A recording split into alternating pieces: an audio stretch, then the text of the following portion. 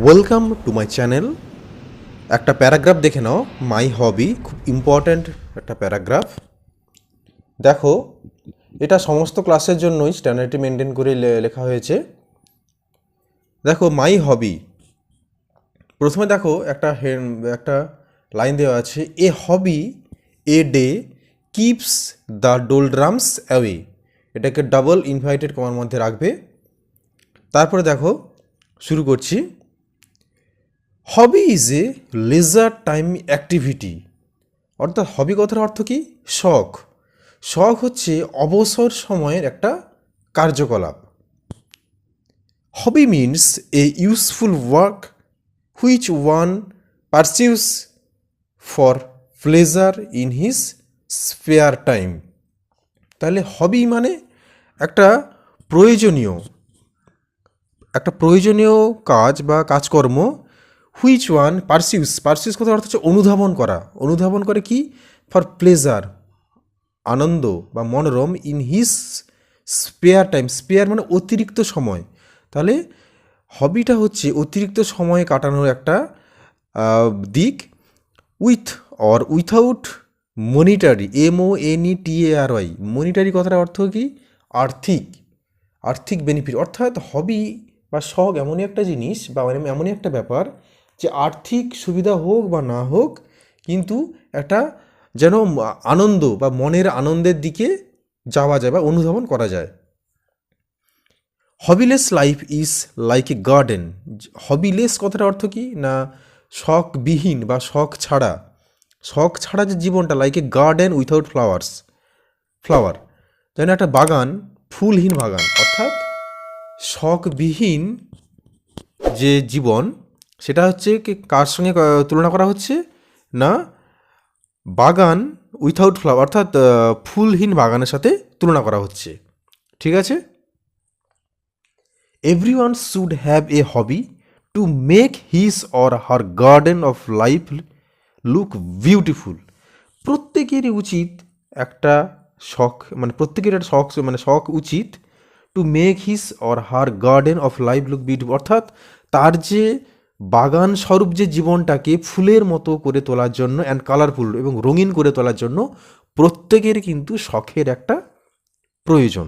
ঠিক আছে? তারপর লাইন দেখো, দেয়ার আর সো মেনি ফ্যাশনেবল হবিস। অনেক রকম রুচিসম্মত, ফ্যাশনেবল কথার অর্থ হচ্ছে রুচিসম্মত হবি রয়েছে বা শখ রয়েছে। সাচ অ্যাজ, কি?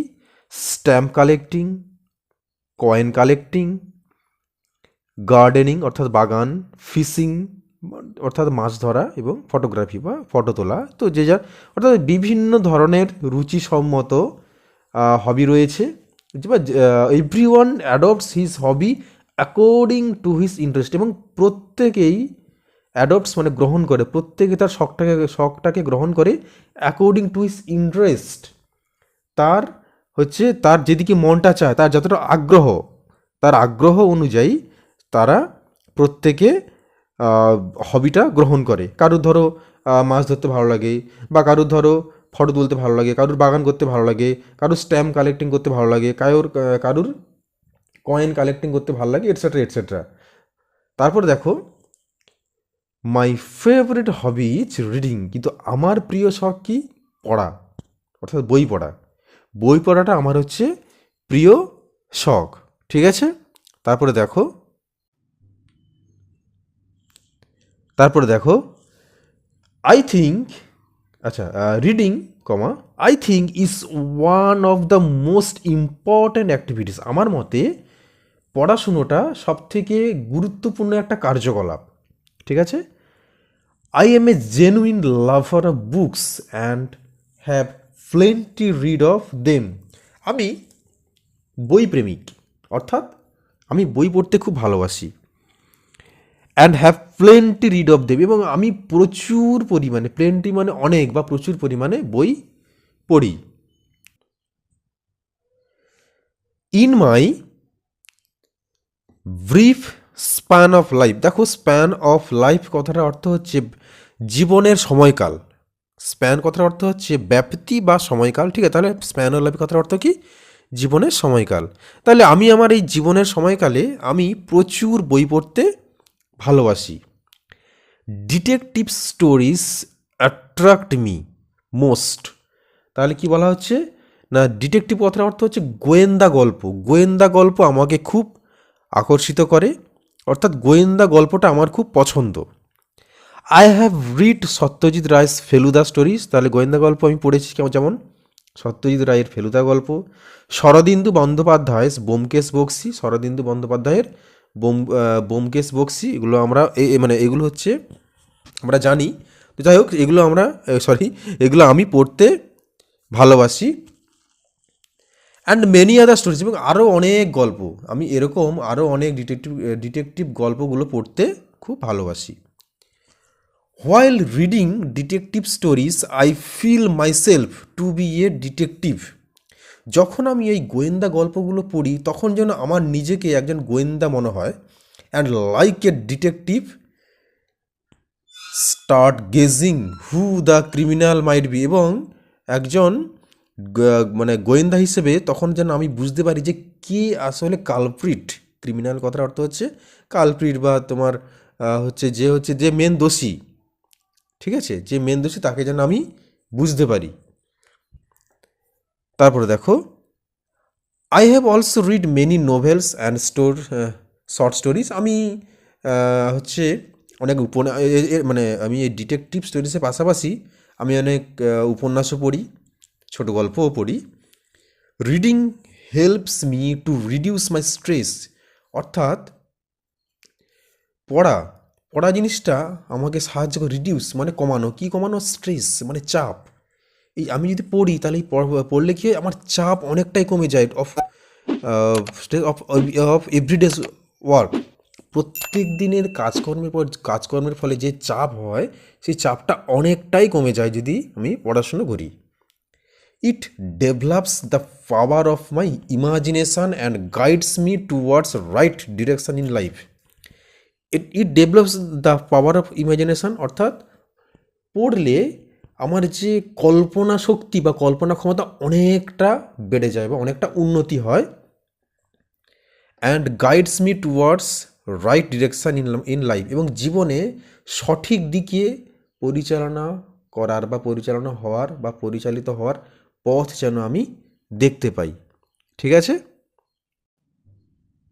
তারপরে দেখো, reading also helps me to develop any language skills and vocabulary.